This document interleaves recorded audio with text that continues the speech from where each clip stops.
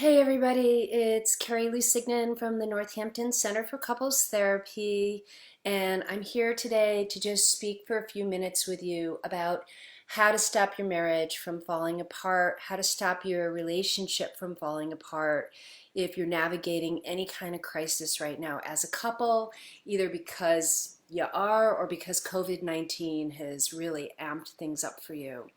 So, what I want to speak to is really stuff I would say to couples at any time, but I do want to put it into context, which is that um, relationships right now are in a pressure cooker. Couples right now are navigating challenges that are unprecedented. And so, things like being under the same roof in a confined area together, having limited outlets of support in terms of social connections, seeing family, even going to work, having increased pressures around sort of the home and domesticity, and then of course our kids, being home with our kids and homeschooling our kids is and then financial stress, right? A lot of people are navigating whether or not they're going to have work. And a lot of us have family members who are frontline responders in some way, people who are working in the medical fields or people who are working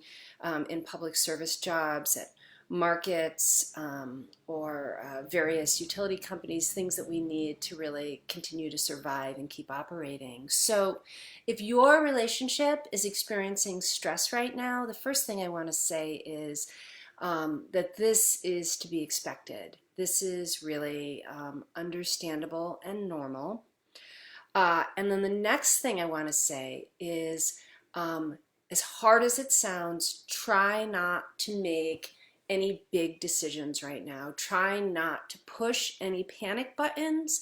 And that includes what you're telling yourself in your head, which is so important and so powerful. Because our brains want to make stories. We know this. Our brains go to saying, because I've been dealing with this at home with my partner and it's really not getting any better, it means that therefore we are going to break up or I need to leave. Sitting with the uncertainty is very, very hard. And so when we go to these stories, we get a little shot of dopamine in our brain, offering us an immediate reward, but causing sort of long-term complications.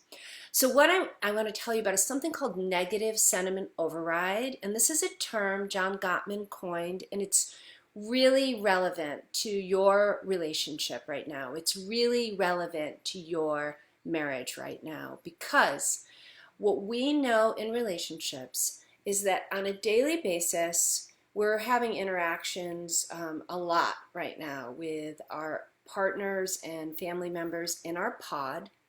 And those interactions can be going one of several ways. The interactions may be ones that are positive, which builds your emotional bank account and contributes to positivity and overall good, positive override in your relationship. Those interactions might be neutral, which is just, neither here nor there. You're not really connecting around things like, what you read in the newspaper or, what you're going to do in the evening, but you're also not fighting over those things. These are neutral interactions. And then the third way our interactions can go with our partners is they can be negative interactions where when you go to say something to your partner, you go to connect with your partner, you make a bid. You might ask them if they want something to eat. You might ask them what they want to do in the evening. You might check in with them about chores or parenting. And rather than just getting a neutral response, or maybe even your partner meeting you with something nice, like turning towards you, you turn against each other. So one person turns against the other person, and they might say something like, yeah, I'm really not interested right now. And when these interactions happen, when we have our partners either turning away from us or just being neutral, that starts to deplete our emotional bank account as couples. Our emotional bank account starts to run a deficit where the ratio of positive bids that help us to feel bonded, versus the ratio of negative bids to positive bids starts to become imbalanced. And as a relationship starts to tip into what Gottman calls negative sentiment override, it starts to have like a chronic residual effect. And what the chronic residual effect is even after you've had these interactions, even if things are going fine the next day, they kind of linger in you. So you start to see the glass as half empty instead of half full. Let me give you an example of that. This would be one maybe that would require going out in the real world, but it's an example that I used to use a lot that illustrates the point. You're home and your partner's working late, and you talk to them on the phone and you say, hey, can you bring home a couple of staples for groceries? We're running low on milk and bread. And your partner says, sure, I'll do it. They come home, no bread, no groceries. Now, if you are in positive sentiment override, which is where we want to be in our relationships, you're going to say, they probably forgot to do it because they're tired or they had a long day or we're dealing with a lot of stress right now. But if your relationship starts to tip into negative sentiment override, what happens is instead you find yourself saying something like, didn't remember me again, or they're thoughtless, or this is indicative of a theme that's pervasive in our relationship where I do more of the emotional load. I carry more of the burden. And when you tell yourself that story, over time, chronically, it starts to inform how you perceive your relationship, and it also starts to inform, interestingly, your memories of your relationship. Because another thing we know is that memories are not static. Memories are not like chapters in a book that get written, and if you go back to a specific page, it's going to be the same story. Memories are actually malleable.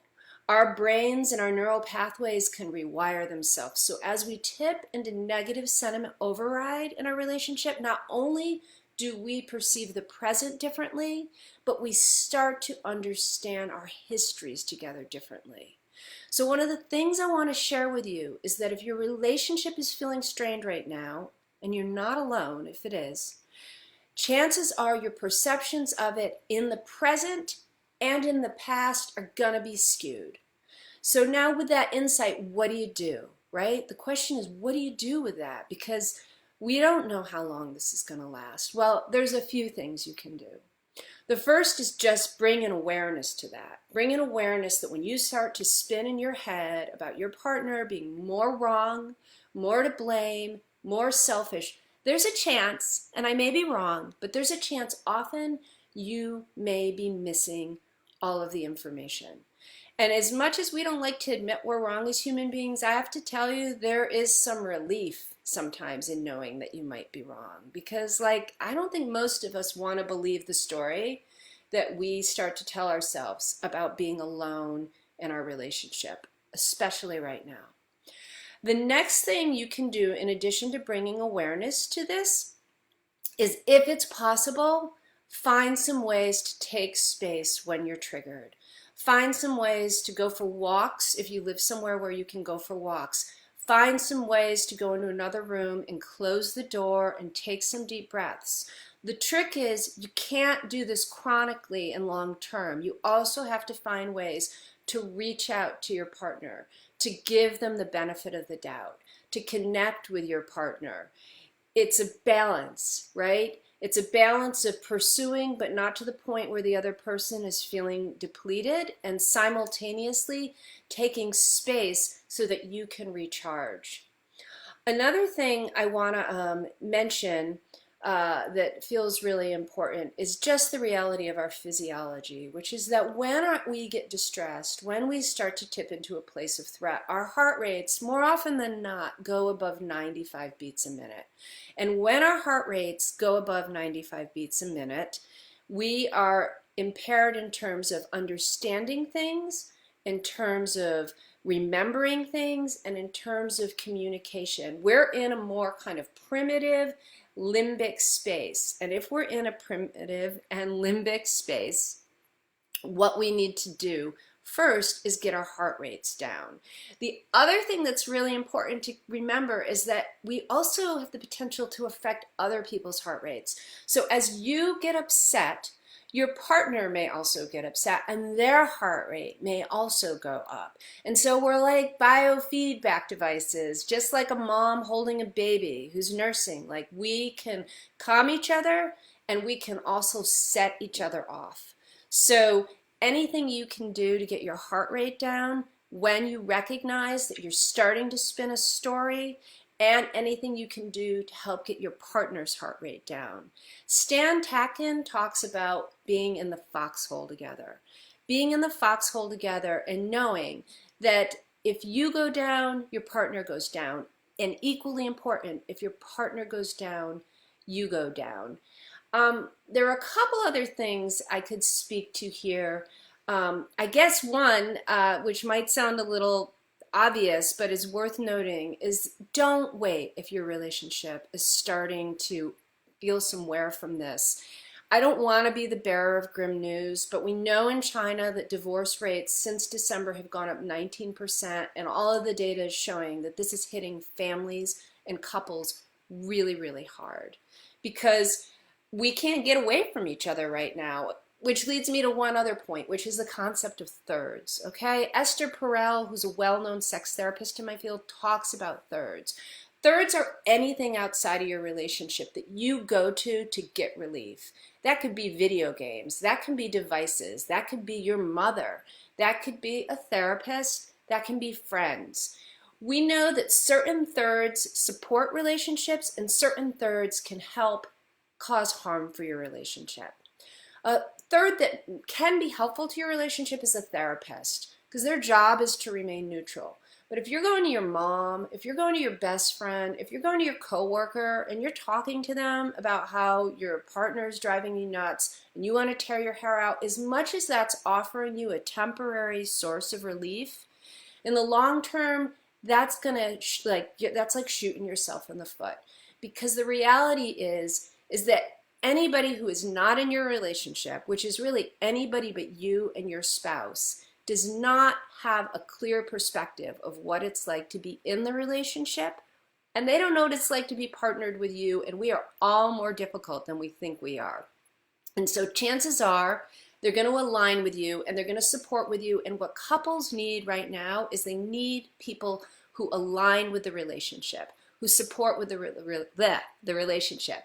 So who's going to be most likely to do that right now? Well, if your relationship is taking a hit from this, a couples therapist is going to be most likely to do that. So if you need help, don't wait. The average couple, when they're not dealing with a pandemic, is waiting 6.5 years to get help, okay?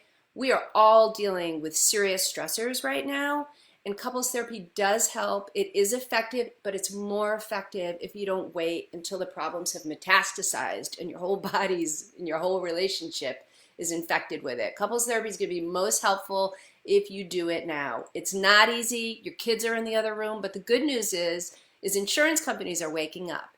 And for the first time in my whole career, I'm seeing them cover couples therapy online, which is a great thing. They're even covering it sometimes across state lines. They're even, in some cases, allowing for extended sessions. So if nothing else, reach out, get help. My center is available for couples therapy. There's great resources out there. We have a blog. I'll be doing more of this when I have the energy, because this is really hard, but I'm thinking of everybody. I'm sending you my best. I hope you and your families are safe. If there are things you want me to talk about, let me know, and I'm happy to do more of this, okay? Until then, take good care of your hearts.